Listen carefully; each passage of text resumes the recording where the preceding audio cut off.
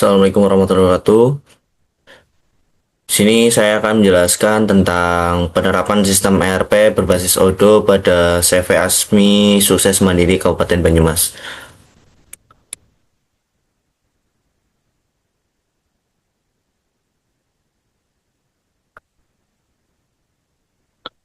Untuk kelompok G itu ada yang pertama ada Nanik Sugiyati, terus ada Loviatul Afifah, terus ada Faracan, terus ada saya sendiri Muhammad Syafiq, terus ada Rizal Ahmad Fauzi, terus ada Raihan Abdul Ghani, terus ada Eka Kamelia Kuswarat.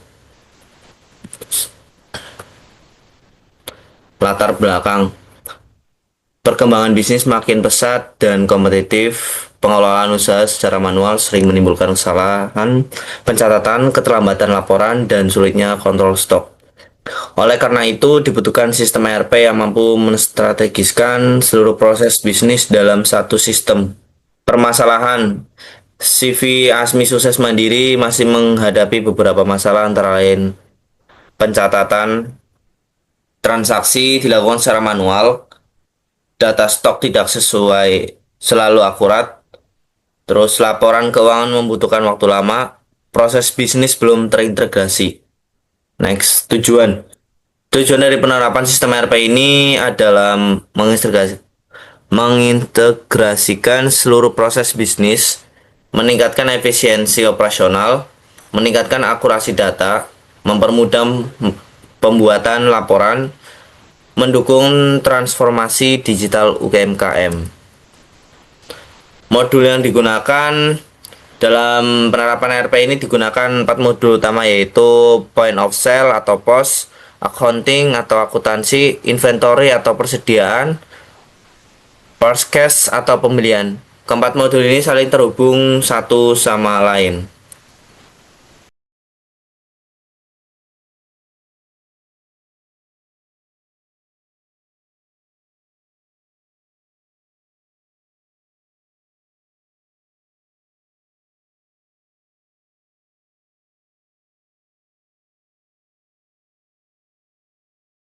Baik, di sini saya akan menjelaskan tentang aplikasi Odoo pada CV AMSIS Sukses Mandiri. Di sini ada berbagai macam modul. Kemudian saya sendiri akan menjelaskan tentang modul stok persediaan yang terfokus pada formulir produk. Nah, di sini saya sudah membuat berbagai macam produk karena CV Sukses Mandiri sendiri itu bergerak di bidang sembako, maka di sini saya buatkan produk seperti bimoli, kopi, tisu, sampo, ada aqua, gula pasir. Nah, di sini saya akan mencontohkan satu pembuatan produk baru. Nah, contohnya seperti ini. Di sini kita bisa ketikkan, misalkan kita mau membuat cheese atau keju. Nah, kemudian di bawahnya terdapat 3 checkbox, ada penjualan, pos, ada pembelian. Kemudian kita bisa checklist ya satu persatu. Nah, kemudian pada checkbox penjualan dan pos ini menandakan bahwa produk cheese atau keju dapat dijual langsung ke pelanggan atau melalui kasir point of sale. Kemudian pada cek pembelian menunjukkan bahwa produk ini juga bisa kita beli dari pemasok atau vendor. Kemudian di bawahnya ada tab informasi umum. Di sini kita menentukan parameter dasar produk, terdiri dari tipe produk, diatur sebagai barang storable product, yang berarti sistem akan melacak jumlah stok fisiknya di gudang. Kemudian ada kebijakan penagihan. Kebijakan penagihan kita bisa atur berdasarkan jumlah yang dipesan sehingga faktur akan dibuat sesuai pesanan pelanggan.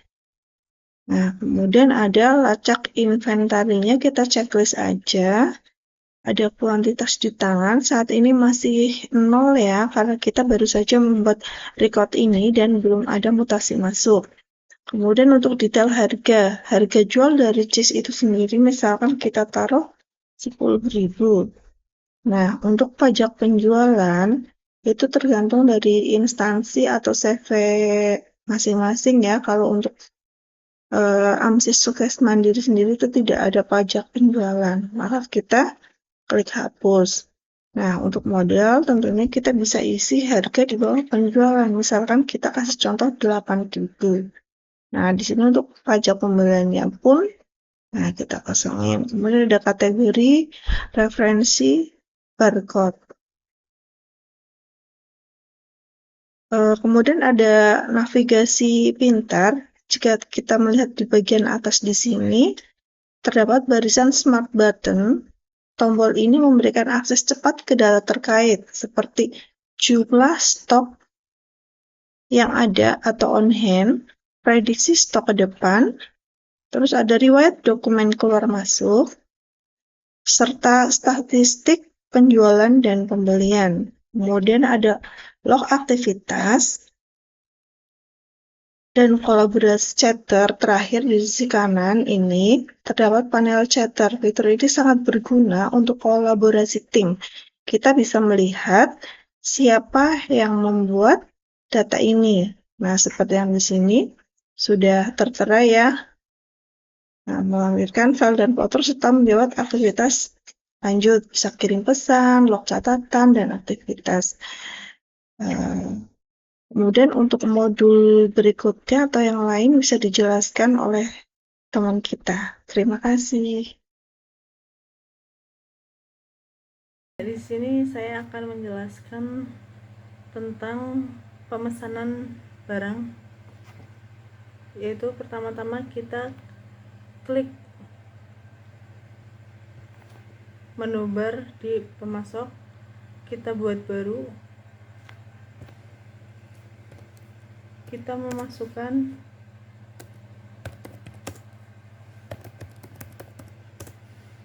setelah kita sudah memasukkan nama, kita memasukkan email.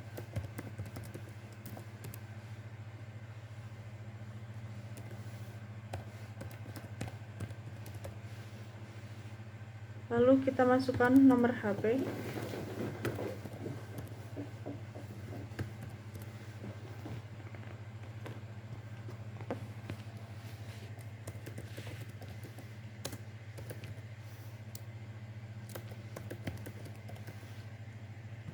Lalu kita masukkan alamat,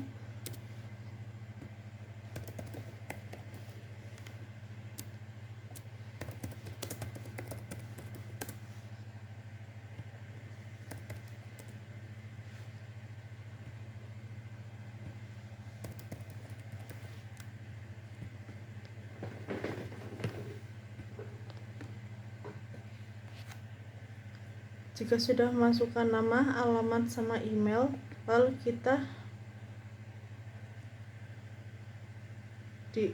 klik menu akuntansi.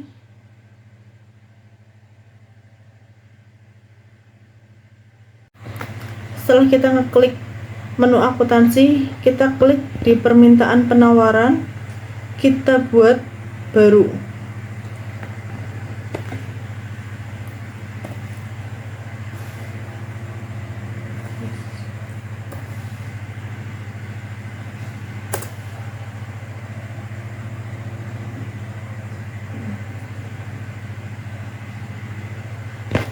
Lalu kita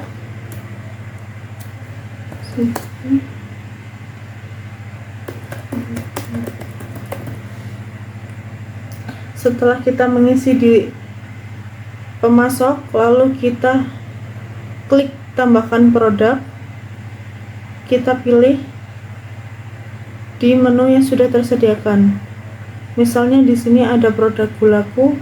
Jika kita akan membeli dengan sejumlah 10 kilo, maka kita mengisi di kuantitas, lalu harga akan muncul secara otomatis.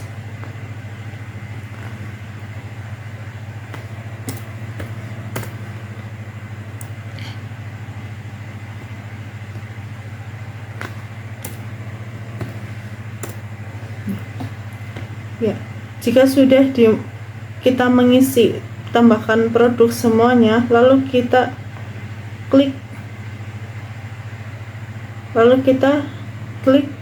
kirim RFQ.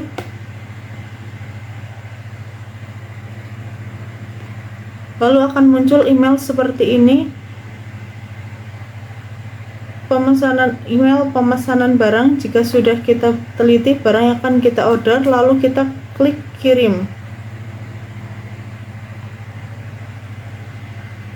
Setelah diklik kirim, kita klik konfirmasi order.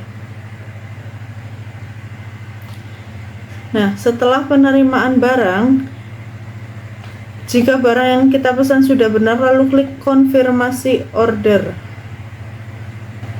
Jika sudah, kita diklik menu terima.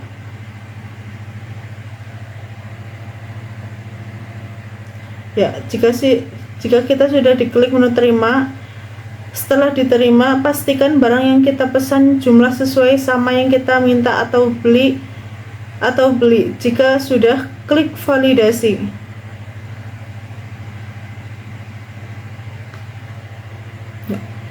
Jika kita sudah mengklik validasi, setelah klik validasi, stok inventaris akan otomatis bertambah. Jika barang yang tidak sesuai, kita klik di menu retur. Jika barang sesuai, kita klik di menu cetak. Selanjutnya, mencatat kewajiban hutang kepada pemasok. Kita akan membayar di menu order, lalu klik pemasok yang sudah kita pesan tadi, lalu diklik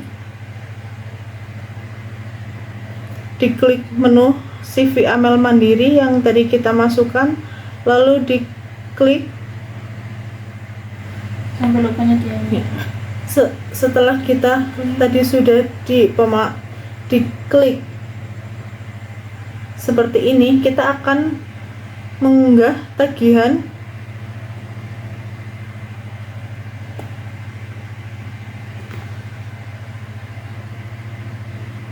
ya, akan muncul menu seperti ini di tagihan vendor. Lalu jika sudah muncul barang pesanan yang kita beli, klik konfirmasi, statusnya belum pembayaran. Lalu kita diklik tanggal tagihan. Setelah kita mengklik tanggal tagihan, lalu kita diklik menu konfirmasi.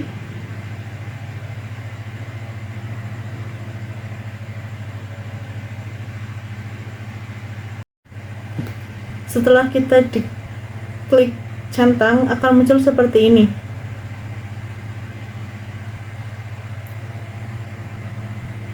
Lalu kita diklik di menu pembayaran, klik jurnal, kekas CV AMSI Sukses Mandiri.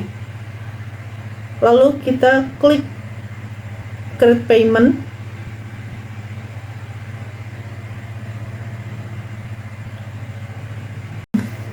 Ya, jika kita tadi sudah mengklik bayar, lalu akan muncul menu seperti ini. Setelah kita bayar ke CV AMSI Sukses Mandiri, di create payment, klik validasi, maka pengeluaran sudah masuk pembukaan seperti ini ya teman-teman. Ya. Sekian dari saya. Apabila ada tutur kata yang kurang berkenan, saya mohon maaf. Baik, di sini saya akan menjelaskan tentang modul dari penjualan. Pertama kita klik penjualan. Lalu di sini ada tampilan seperti ini. Ini adalah contoh dari customer yang membeli barang ke kita. Sebagai contoh, kita di sini akan membuat penawaran.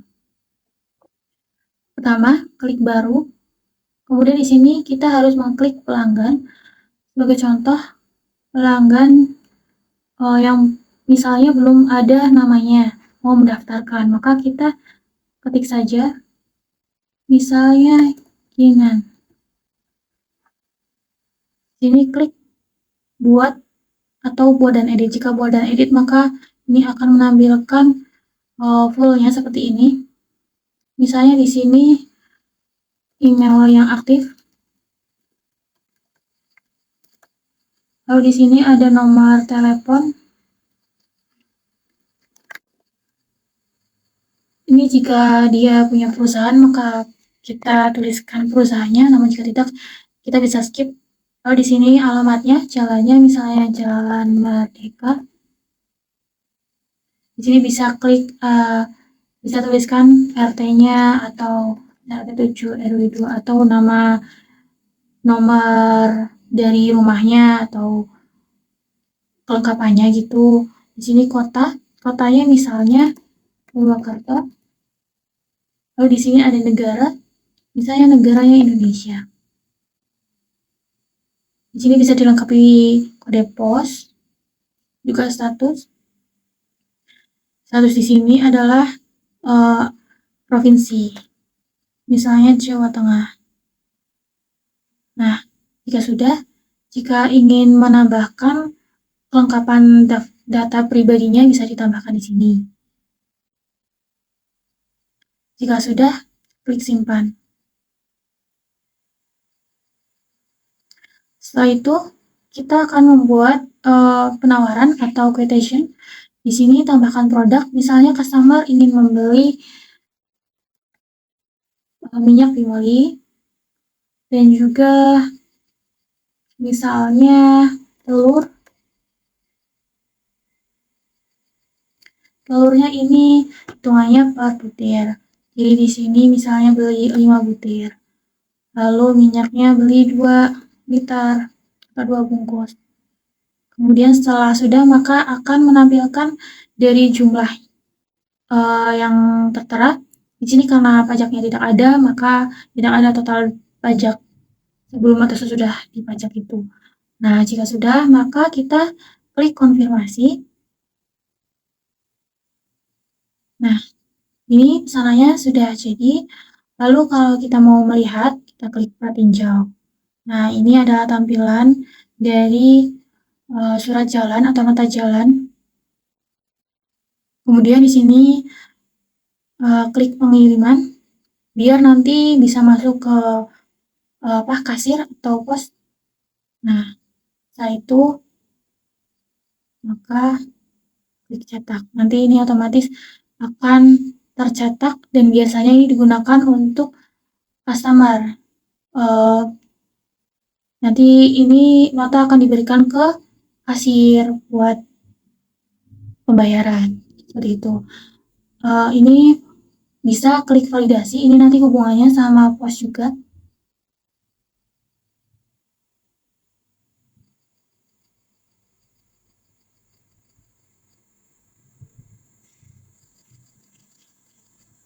Nah, setelah divalidasi, maka selesai. Seperti itu bagian dari menambahkan produknya. Di sini ada siap difakturkan, ada order yang siap difakturkan. Ini biasanya nanti hubungannya sama kasir. Nah, ini sebagai contoh, ini karena tadi sudah selesai membuat orderan, kita klik buat faktur. Di sini ada faktur reguler, down payment, presentasi sama jumlah tetap. Kalau bagian faktur reguler itu kayak pembayaran yang langsung lunas. Kalau down payment itu bisa seperti DP misalnya 30% atau berapa persen, 20% gitu. Kalau ini down payment jumlah tetap itu bisa berupa angka, bukan persentase. Di sini klik faktur reguler, lalu buat draft. Nah, ini nanti tagihannya segini ke customer. Di sini ada menu bayar. Lalu kita bisa setelah tampilannya seperti ini, klik payment. Nah, ini sudah dibayar. Jika customer sudah membayar, Tampilannya akan seperti ini. Lalu klik cetak. Nah, ini adalah invoice atau nota pembayaran yang nanti akan diberikan ke pelanggan atau customer. Ya. Lalu di sini ada tampilan produk, varian produk, daftar harga. Di sini ada laporan, penjualan, salesperson, produk juga pelanggan. Di sini konfigurasi itu tentang pengaturan-pengaturan dari yang ada di sini. Ya, seperti itu penjelasan dari saya. Sekian. Baik, di sini saya akan menjelaskan pada bagian menu pos. Pada menu pos terdapat berbagai submenu, di antaranya ada dashboard, order, produk, laporan, dan konfigurasi. Pada menu produk, pada submenu order di sini menampilkan data seluruh transaksi penjualan yang telah dilakukan. Di sini pengguna dapat melihat detail order seperti tanggal, total pembayaran, nomor struk, pelanggan, dan status faktur. Pada submenu sesi, di sini digunakan untuk melihat aktivasi kasir berdasarkan sesi kerja mulai dari saldo awal, saldo akhir, saldo penutup, hingga status. Pada submenu pembayaran, di sini memantau metode pembayaran yang dilakukan melalui tunai atau non-tunai. Pada submenu preparation display, di sini menampilkan daftar pesanan yang sedang diproses. Pada submenu pelanggan, itu digunakan untuk mengelola data pelanggan, sehingga transaksi dapat dikaitkan dengan pelanggan dengan pencatatan riwayat penjualan, riwayat pembelian. Pada submenu produk, di sini kita bisa melihat produk-produk yang kita jual dan yang bisa dibeli oleh pelanggan. Pada submenu pelaporan terdapat submenu order yaitu untuk menampilkan daftar seluruh transaksi yang telah dilakukan. Untuk detail penjualan itu menampilkan detail penjualan yang telah dilakukan dan bisa diatur tanggal yang kita tentukan dan bisa juga dicetak.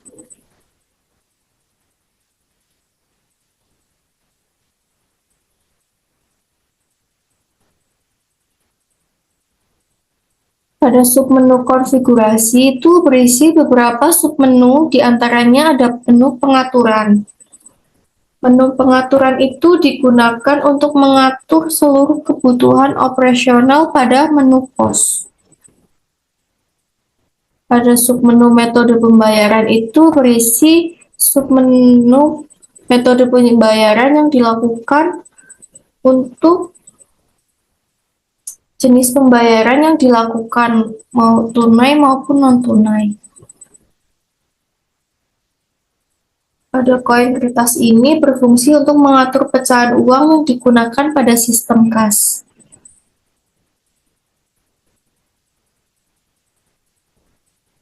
Pada menu ini untuk mengatur konfigurasi masing-masing kasir atau titik penjualan. Pada menu catat model, itu mengatur perangkat pendukung pos seperti printer atau perangkat kasir. Nah, di sini kita akan mencoba untuk melakukan transaksi. Di sini kita pencet lanjut penjualan.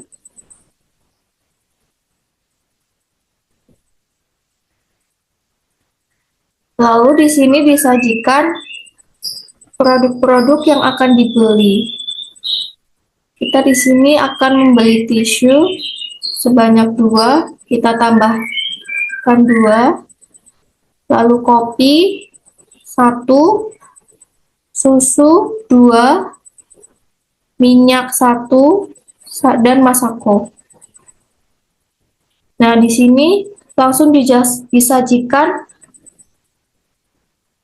harga dan langsung muncul jumlahnya. Lalu kita klik bayar.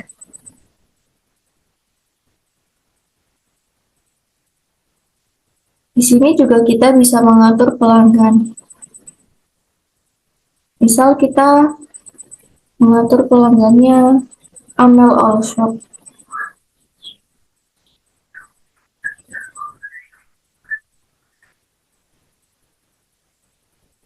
Validasi.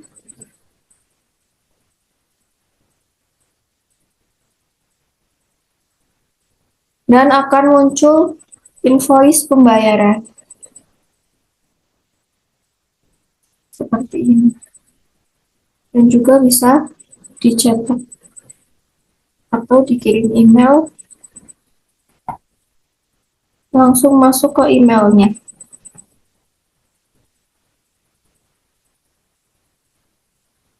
Demikian penjelasan pada menu pos. Terima kasih.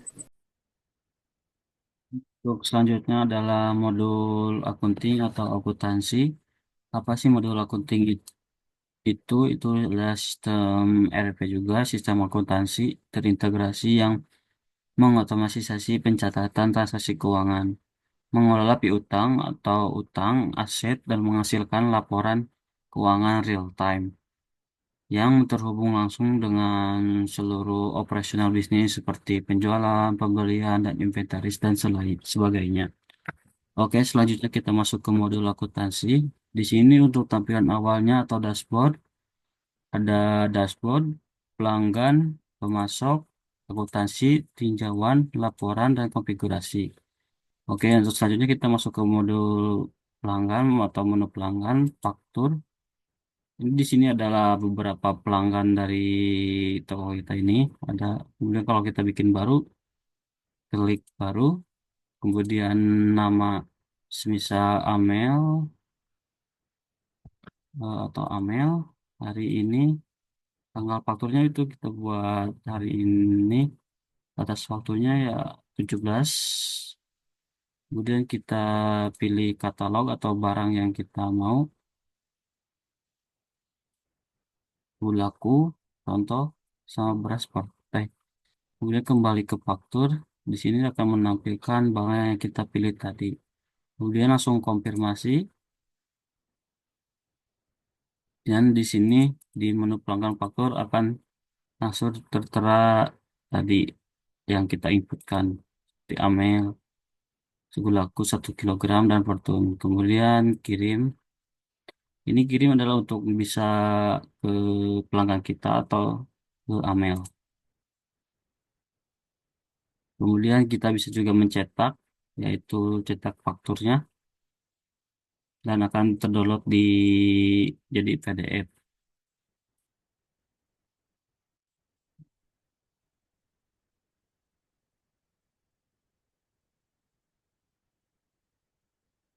Oke, untuk selanjutnya kita menu barusan klik bayar, klik pembayaran melalui bank, dan otomatis akan masukin payment dan masuk ke pembayaran dalam proses.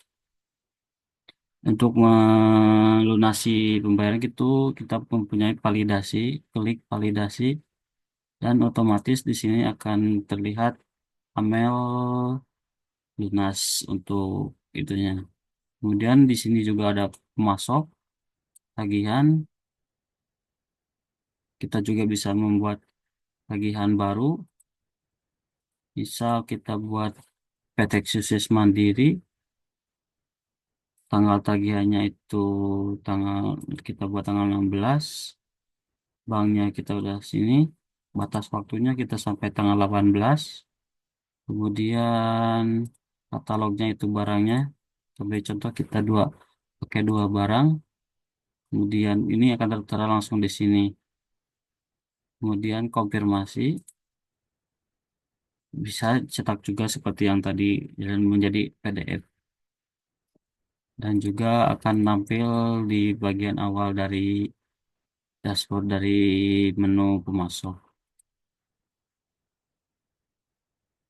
Oke.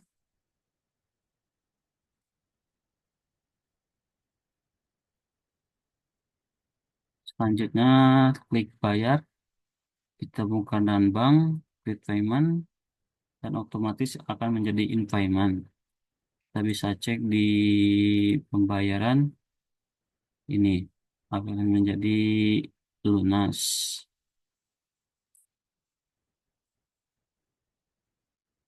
Dan sini masih in payment.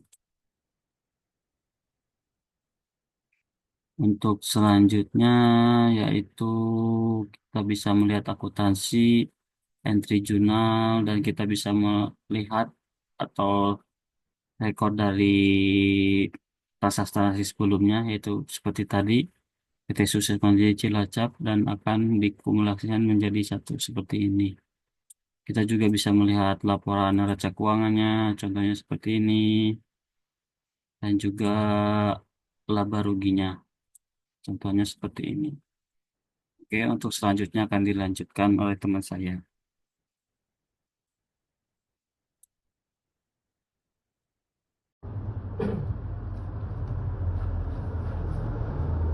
Activity dan use case diagram modul POS.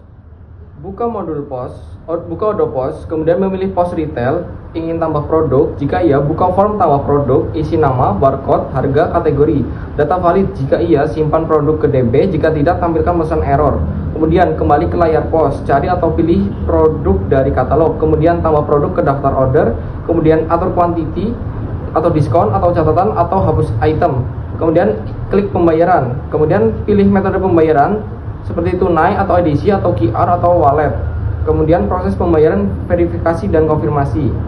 Kemudian kasir, kelola produk, ada tambah atau edit atau atur harga atau kategori.